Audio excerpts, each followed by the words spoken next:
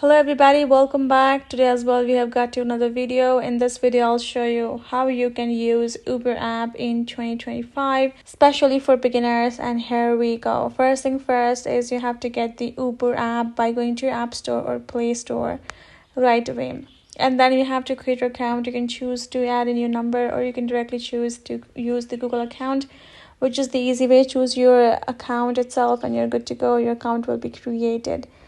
Now the thing starts. You have two options, which is ride and food. You can use it for.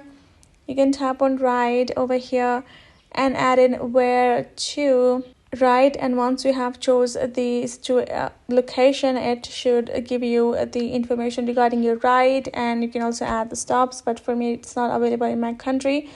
I cannot show you the process. That's how you can get your ride, by adding in your, and you can also check up your pickup now or later. You can reserve it likewise as well. Next up is food.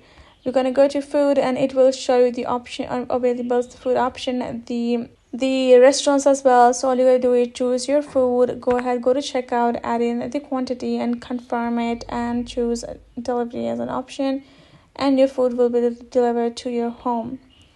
Next up, you have services section, where you will find the services, which is the ride and food. You can go to activity to check out your deliveries, your past rides and everything, and go to account, where you will find your account. You can contact the help. You can check out your wallet.